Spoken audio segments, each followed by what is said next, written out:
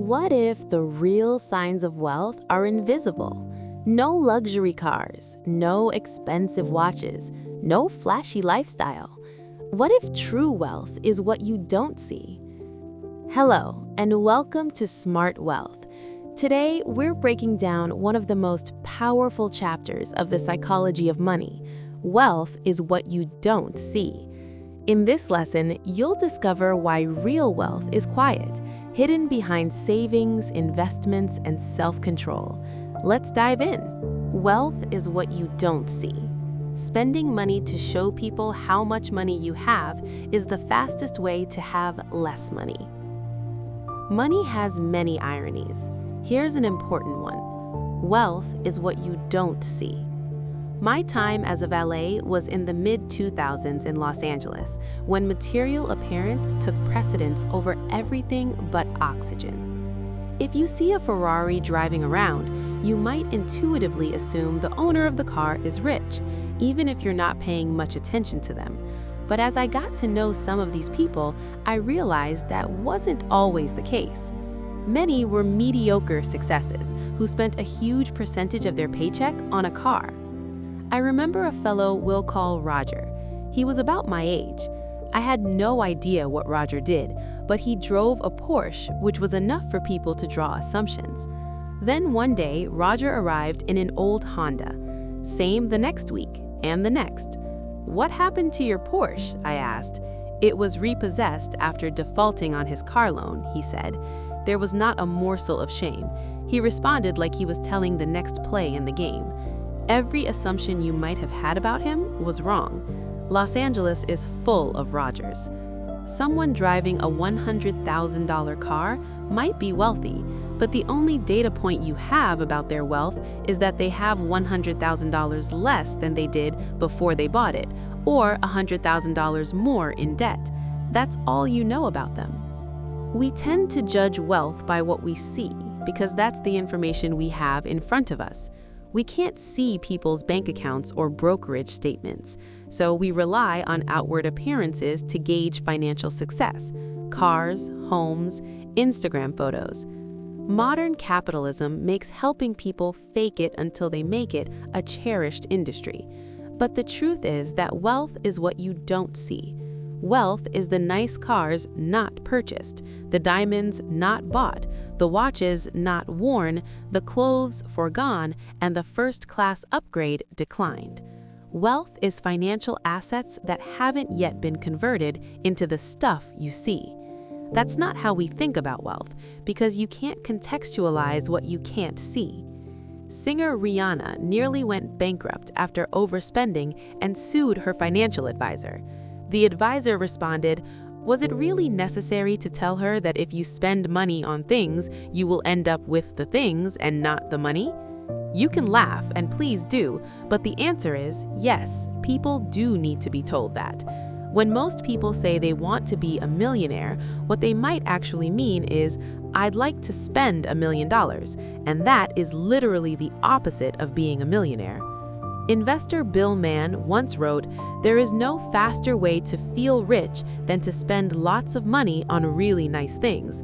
But the way to be rich is to spend money you have and to not spend money you don't have. It's really that simple." It is excellent advice, but it may go far enough. The only way to be wealthy is to not spend the money that you do have. It's not just the only way to accumulate wealth, it's the very definition of wealth. We should be careful to define the difference between wealthy and rich. It is more than semantics. Not knowing the difference is a source of countless poor money decisions. Rich is a current income. Someone driving a $100,000 car is almost certainly rich, because even if they purchased the car with debt, you need a certain level of income to afford the monthly payment. Same with those who live in big homes. It's not hard to spot rich people. They often go out of their way to make themselves known. But wealth is hidden. It's income not spent. Wealth is an option not yet taken to buy something later. Its value lies in offering you options, flexibility, and growth to one day purchase more stuff than you could right now. Diet and exercise are a useful analogy.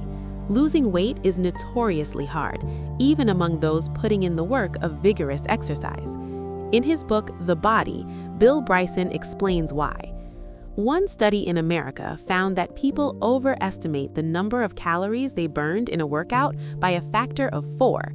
They also then consumed, on average, about twice as many calories as they had just burned off. The fact is, you can quickly undo a lot of exercise by eating a lot of food, and most of us do. Exercise is like being rich. You think, I did the work and I now deserve to treat myself to a big meal. Wealth is turning down that treat meal and actually burning net calories. It's hard and requires self-control, but it creates a gap between what you could do and what you choose not to do that accrues to you over time. The problem for many of us is that it's easy to find rich role models. It's harder to find wealthy ones because by definition, their success is more hidden. There are, of course, wealthy people who also spend a lot of money on stuff. But even in those cases, what we see is their richness, not their wealth. We see the cars they chose to buy and perhaps the school they choose to send their kids to. We don't see the savings, retirement accounts, or investment portfolios. We see the homes they bought, not the homes they could have bought had they stretched themselves then. The danger here is that I think most people, deep down, want to be wealthy. They want freedom and flexibility, which is what financial assets not yet spent can give you. But it is so ingrained in us that to have money is to spend money that we don't get to see the restraint it takes to actually be wealthy. And since we can't see it, it's hard to learn about it.